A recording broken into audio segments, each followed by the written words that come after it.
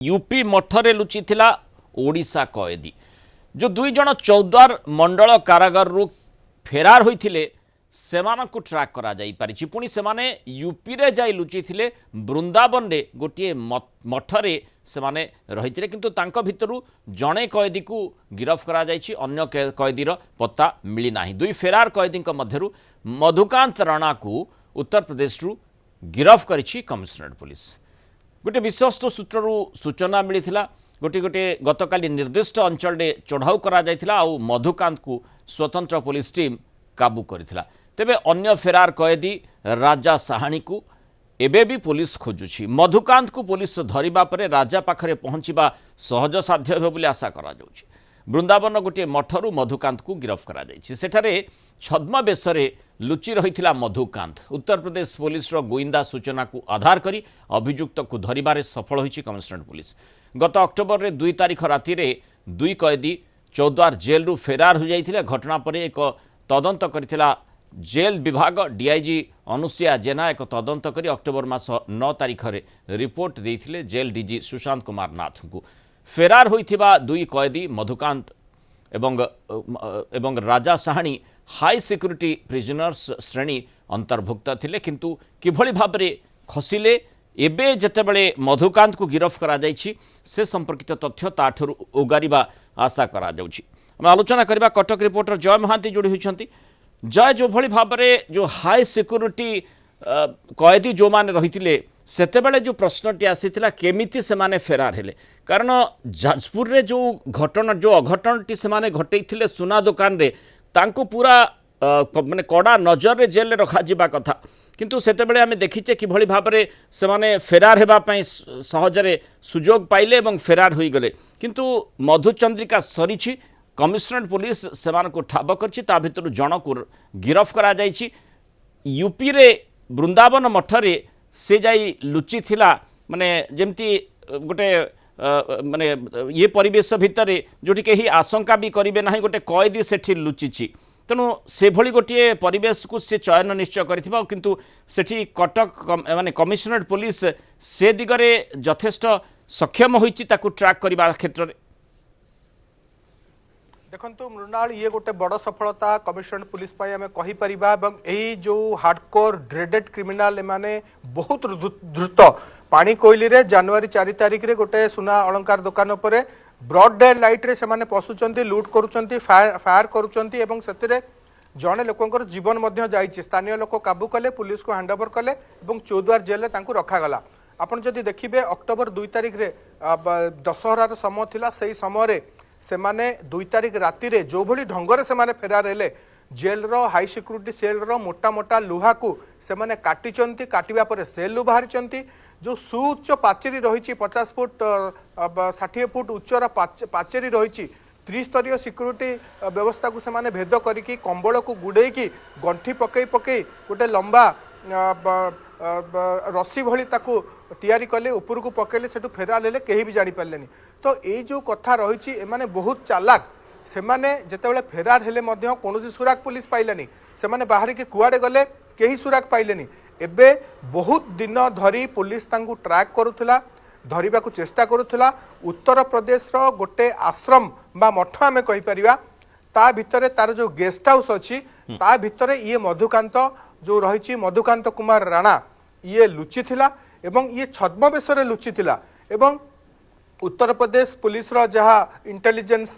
Report जेतेबेले आम team पाइबा परे आम टीम आ उत्तर प्रदेश पुलिस रो टीम एमाने मध्य जाइकी सेठी ऑक्युपेंट भाबरे रहिले। एमाने मध्य से होटल गेस्ट हाउस रे रूम भड़ा नेकिरी सेमाने रहिले, तार गतिविधि उपरे नजर रखिले, से केतेबेले उठुची कुआड़ को जाउची एवं बहुत चतुरतार सहित मधुकांत को काबू करिबारे सेमाने सफल हेले। ए बाबदरे विस्तृत सूचना बिहारी अपराधी बिहारी दुर्वृत्त एवं बिहार रु सेमाने आसीछंती। तापरे जाजपुर रे जो घटना घटिले पानी कोइली रे जेमती आपण वर्णना करुथिले कि भଳି भाबरे माने सुना दुकान रे लूट करबा उद्देश्य रे पहुंची थिले एवं फायरिंग करी सेते बेले लोकन को मध्य हत्या करिथिले। तापरे चौद्वार जेल रे सेमानकु रखागला। चौद्वार जेल रु मध्य सेमाने जो भଳି भाबरे फेरार हेइछंती सेथुरु केते माने को मात्रार अपराधी से जनापड़ी पुणी से उत्तर प्रदेश वृंदावन गोटे मठ भितर तार जो जमी आप सूचना देते गेस्ट हाउस रे लुचि रही थे अर्थात एमानंकु ये केवल दुई जन जो भाई आम देखुचे कैदी दुई जन कथा कहु जड़े गिरफ होती अन्य जन को खोजा चली बोधवे से भितर कथाटी सीमित नुहे यांकर नेटवर्क चेर विभिन्न स्थान को लंबी थाई पारे किए निश्चय एम साहाय्य करुथिबो एभली भाबरे जो घटनाक्रम रही अनुध्यान कले जना पड़ुछि। निश्चित भाव मृणाल देखंतु या पछरे गोटे बहुत बड़ कन्स्पिरेसी षड्यंत्रर आशंका करा जाउची सेमाने को भली परिस्थिति रे फेराल हेले आपण जदि जेल रो जो डीआईजी अछंती से 9 तारिख रे गोटे रिपोर्ट सबमिट करथिले अक्टोबर 9 रे जेल डीजी को ए पूरा घटना को इन्वेस्टिगेट करिया परे से रिपोर्ट रे से स्पष्ट भाव रे लिखिचंदी जे मार्च मास रु जुलाई मास भितरे दुई थर ए जो जे धरा पड़िचंती जो कैदी मधुकांत तांकर मार्च मासरे तांकर जो सेल अच्छी सेल बाहर पट कांथरे गोटे 8-9 इंच कणा होता केमिति से कणा है ताकू चीफ वार्डर देखिया पड़े रिपोर्ट करथिले सुपरिटेंडेंट को